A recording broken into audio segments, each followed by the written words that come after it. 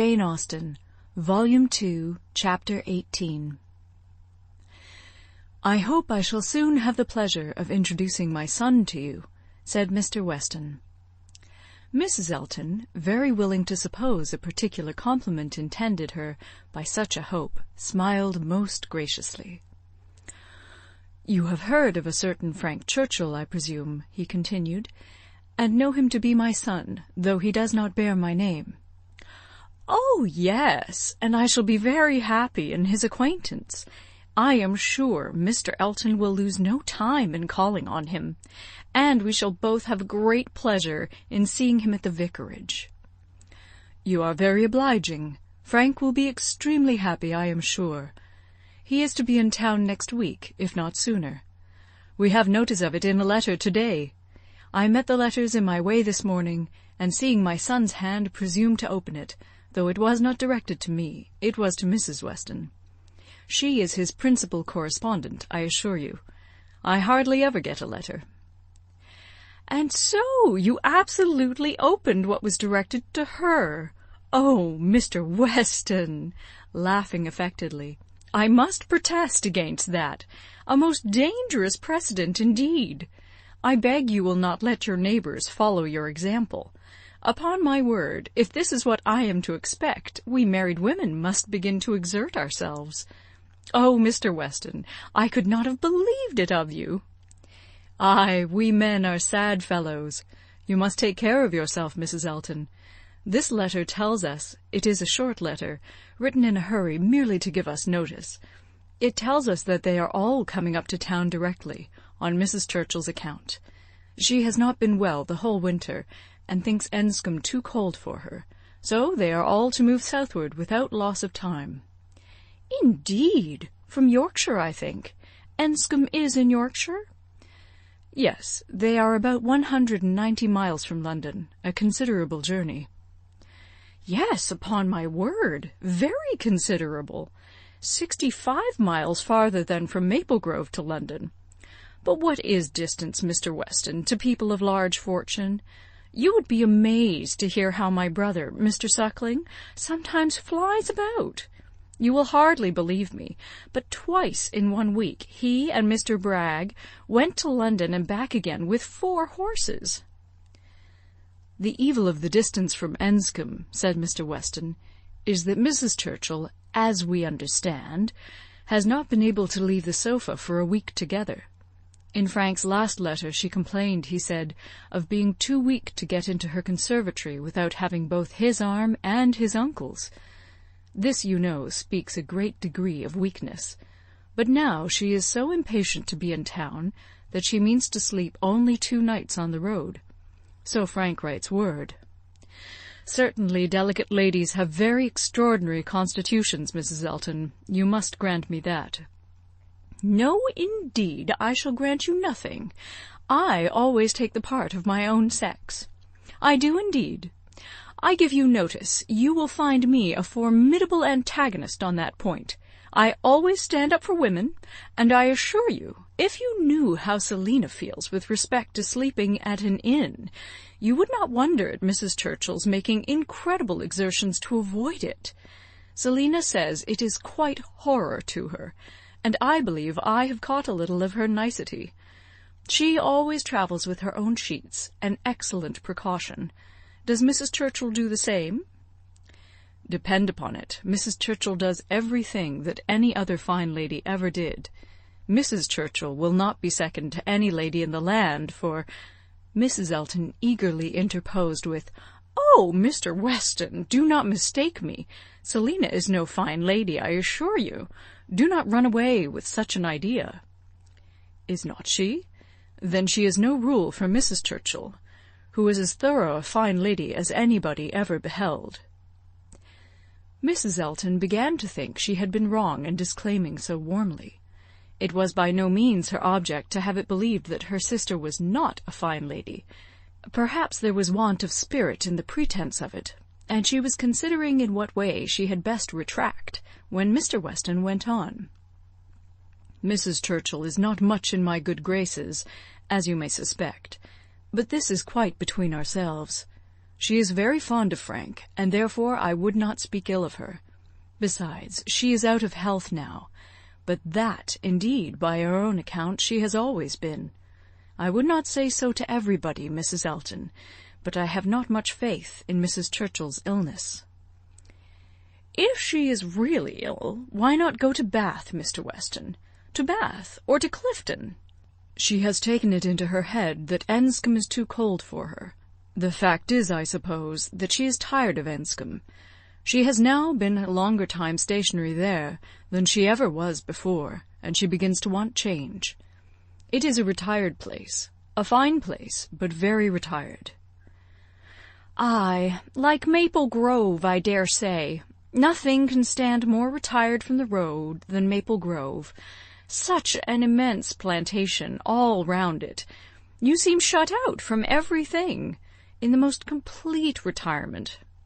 And Mrs. Churchill probably has not health or spirits like Selina to enjoy that sort of seclusion. Or perhaps she may not have resources enough in herself to be qualified for a country life. I always say a woman cannot have too many resources, and I feel very thankful that I have so many myself, as to be quite independent of society." "Frank was here in February for a fortnight." "So I remember to have heard. He will find an addition to the society of Highbury when he comes again. That is, if I may presume to call myself an addition. But perhaps he may never have heard of there being such a creature in the world." This was too loud a call for compliment to be passed by, and Mr. Weston, with a very good grace, immediately exclaimed, "My dear madam, nobody but yourself could imagine such a thing possible. Not heard of you? I believe Mrs. Weston's letters lately have been full of very little else than Mrs. Elton." He had done his duty, and could return to his son.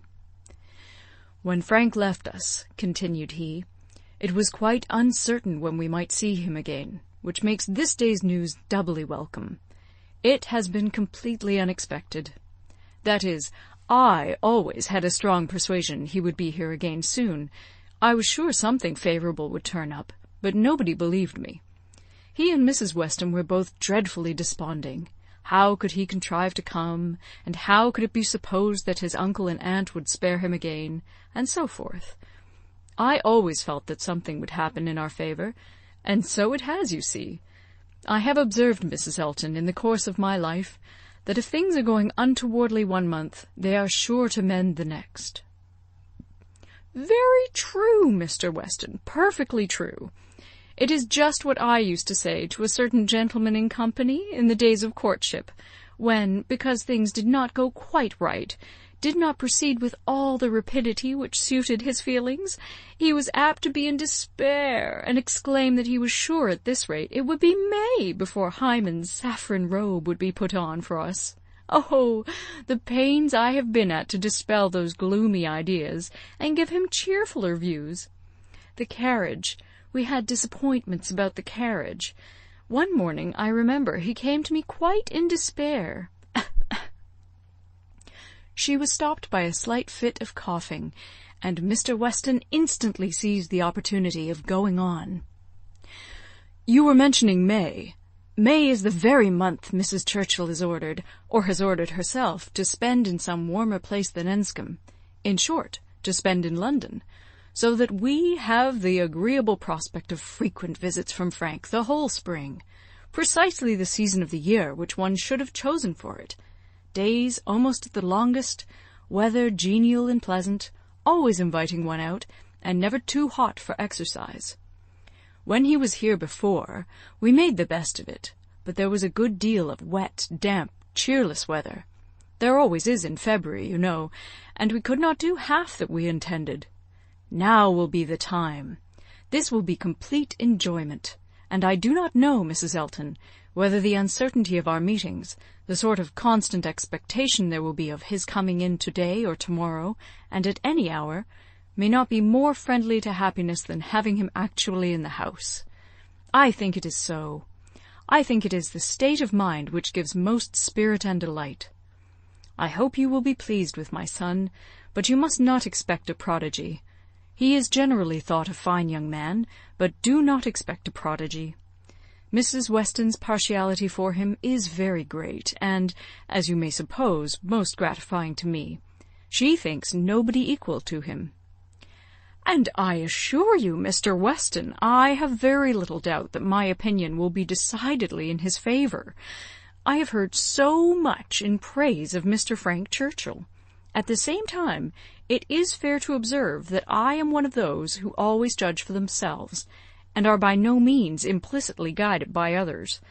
I give you notice that as I find your son, so shall I judge of him. I am no flatterer." Mr. Weston was musing. "I hope," said he presently, "I have not been severe upon poor Mrs. Churchill.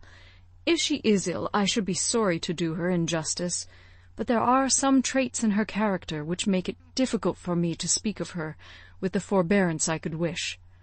You cannot be ignorant, Mrs. Elton, of my connection with the family, nor of the treatment I have met with, and between ourselves, the whole blame of it is to be laid to her. She was the instigator. Frank's mother would never have been slighted as she was but for her. Mr. Churchill has pride, but his pride is nothing to his wife's. His is a quiet, indolent, gentlemanlike sort of pride that would harm nobody, and only make himself a little helpless and tiresome. But her pride is arrogance and insolence, and what inclines one less to bear, she has no fair pretence of family or blood. She was nobody when he married her, barely the daughter of a gentleman, but ever since her being turned into a Churchill, she has out-Churchilled them all in high and mighty claims. But in herself, I assure you, she is an upstart." "Only think!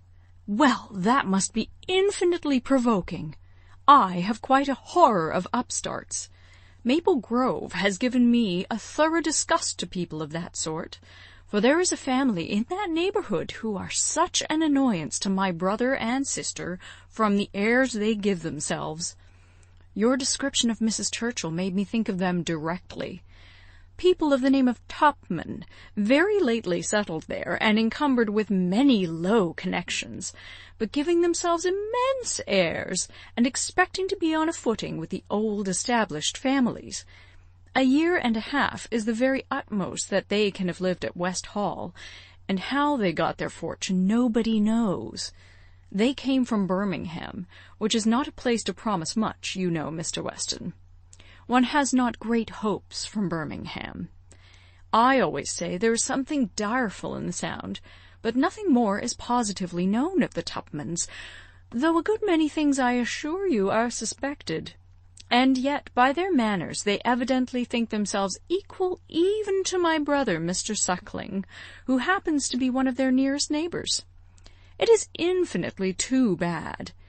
Mr. Suckling, who has been 11 years a resident at Maple Grove, and whose father had it before him, I believe, at least. I am almost sure that old Mr. Suckling had completed the purchase before his death." They were interrupted. Tea was carrying round, and Mr. Weston, having said all that he wanted, soon took the opportunity of walking away. After tea, Mr. and Mrs. Weston and Mr. Elton sat down with Mr. Woodhouse to cards. The remaining 5 were left to their own powers, and Emma doubted their getting on very well, for Mr. Knightley seemed little disposed for conversation.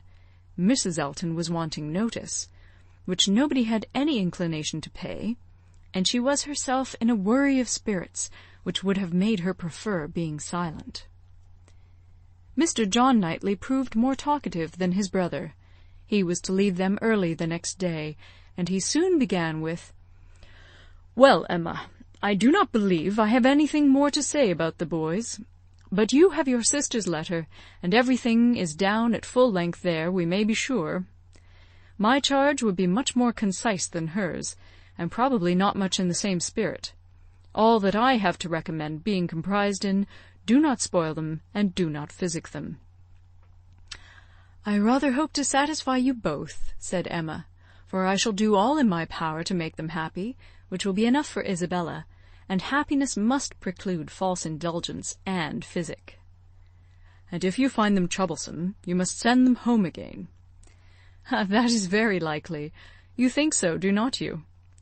I hope I am aware that they may be too noisy for your father, or even may be some encumbrance to you if your visiting engagements continue to increase as much as they have done lately. Increase? Certainly. You must be sensible that the last half-year has made a great difference in your way of life. Difference? No, indeed I am not. Oh, there can be no doubt of your being much more engaged with company than you used to be. Witness this very time. Here am I, come down for only 1 day, and you are engaged with a dinner party. When did it happen before, or anything like it? Your neighbourhood is increasing, and you mix more with it. A little while ago, every letter to Isabella brought an account of fresh gaieties, dinners at Mr. Cole's, or balls at the Crown. The difference which Randall's alone makes in your goings-on is very great. Yes, said his brother quickly, it is Randall's that does it all. Very well, and as Randall's, I suppose, is not likely to have less influence than heretofore, it strikes me as a possible thing, Emma, that Henry and John may be sometimes in the way, and if they are, I only beg you to send them home. No, cried Mr. Knightley, that need not be the consequence. Let them be sent to Donwell. I shall certainly be at leisure. Upon my word, exclaimed Emma, you amuse me. I should like to know how many of all my numerous engagements take place without your being of the party, and why I am to be supposed in danger of wanting leisure to attend to the little boys. These amazing engagements of mine, what have they been? Dining once with the Coles, and having a ball talked of which never took place. I can understand you, nodding at Mr. John Knightley. Your good fortune in meeting with so many of your friends at once here delights you too much to pass unnoticed. But you, turning to Mr. Knightley, who know how very, very seldom I am ever 2 hours from Hartfield, why you should foresee such a series of dissipation for me, I cannot imagine. And as to my dear little boys, I must say that if Aunt Emma has not time for them, I do not think they would fare much better with Uncle Knightley, who is absent from home about 5 hours, where she is absent 1, and who, when he is at home, is either reading to himself or settling his accounts. Mr. Knightley seemed to be trying not to smile, and succeeded without difficulty upon Mrs. Elton's beginning to talk to him. End of Chapter 18. Recorded in Toronto, Ontario, by Moira Fogarty, November 2008. End of Volume 2.